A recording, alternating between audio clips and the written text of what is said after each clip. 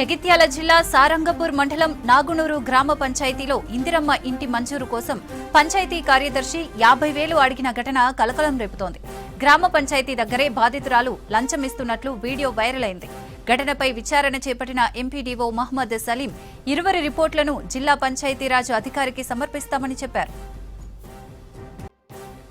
రేగుంట రాజుకు ఇందిరమ్మ ఇల్లు మంజూరైంది. ఇంటి నిర్మాణం కోసం హద్దుల విషయంలో పక్కింటి వాళ్లు ఫిర్యాదు చేశారు.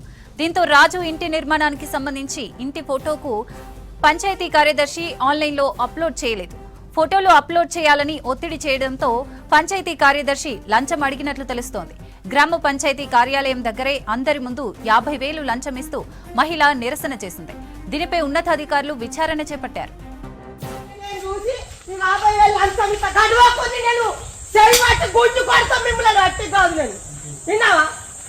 గుంజు కొడతా 50,000 రూపాయల ఫోటో కొట్టదు చెప్పనుకొని చంపుతాను. అట్టి కాదు చెప్పనుకొని చంపుతాం. వింటున్నా అంటే గడువుతుండ్రు నాకు ఇప్పుడు ఫోటో కొట్టు. నువ్వు ఎట్లా అడిగినావు పైసలు నువ్వు ఎట్లా అడిగినావు నన్ను? మా ఆయన లేదు చూసి కాదు నెల రోజులే మా ఆయన ఉంటాడు నాకు ఎంత బాధ ఉంది అక్కడ. మొత్తం నీతోనే ఉంది.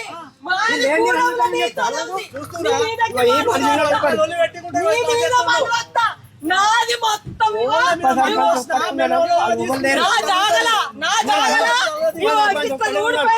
ముగ్గుని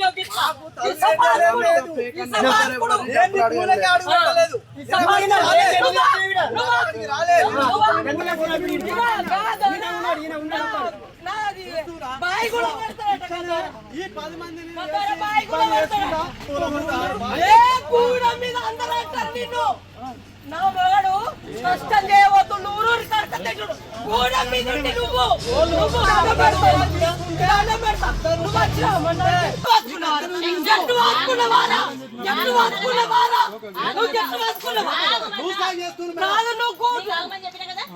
నువ్వు గెట్లు పట్టుకున్నావు. నువ్వు ఇంకొన్నప్పుడు పాతుకో మంది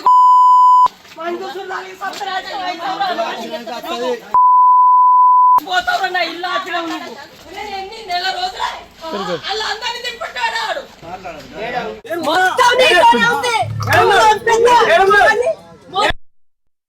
సారు మాకు ఇందిరమ్మ ఇల్లు వచ్చింది సార్. నాడు ముగ్గు పోసుకున్నాం సారు.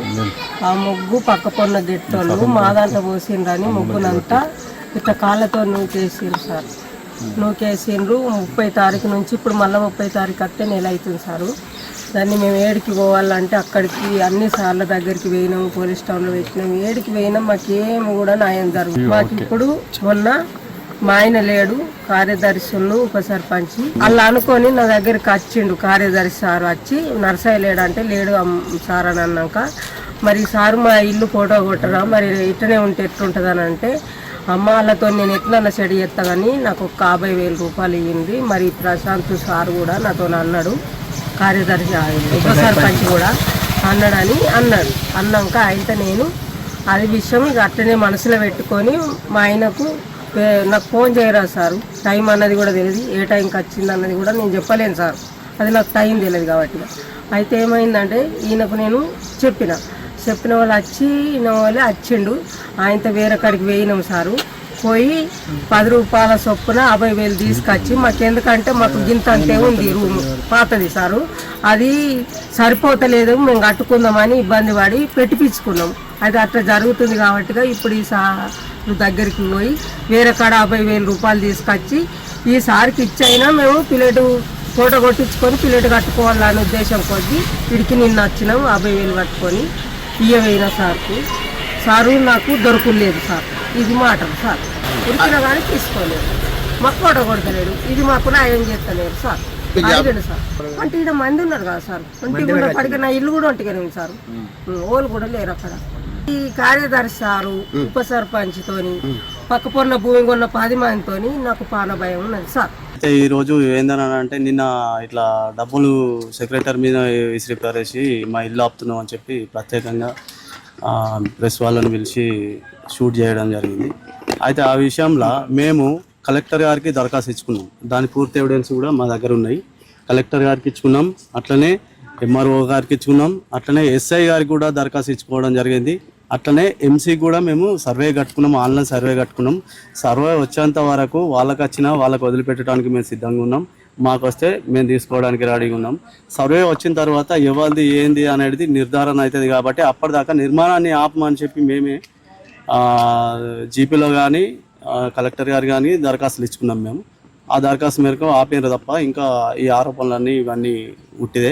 ఈ డబ్బుల విషయం అనేది ఏంటంటే ఆయన మీద ఒకటి చేస్తుంది తప్ప ఇంకా ఏం లేదు. ఆరోపణ నా మీద వచ్చిందండి. ఏంటిది, సెక్రటరీ గారిని నేను 50,000 అడిగినా అని చెప్పేసి ఒక ఆరోపణ చేసిర్రు. అది 100కు 100% ఫేక్ అన్న. నేను ఎవరిని ఎలాంటి డబ్బులు ఎవరిని అడగని లేదు, అసలు ఆ విషయమే ఏది లేదన్న. అదంతా ఫేక్ అన్న. దాన్ని నేను ఖండించుతున్నా. మీరు ఎవరినన్నా సెక్రటరీ గారిని ఎంక్వైరీ చేసుకోరు, ఎవరినైనా ఎంక్వైరీ చేసుకోరు. నేను ఎవరి దగ్గర ₹1 కూడా అడగని లేను, ఆశించని లేను, నాకు అవసరం లేదన్న. అదంతా ఫేక్ న్యూస్ అన్న. నిన్నోటి కావాలని ఒకటి అది చేసిరన్న నా మీద. ఇక మరి దాన్ని ఎందుకు నా పైన ఈ ఆరోపణలు అది చేస్తుర్రో, మరి ఎందుకు అది చేస్తుర్రో ఏం అర్థమవుతలేదు.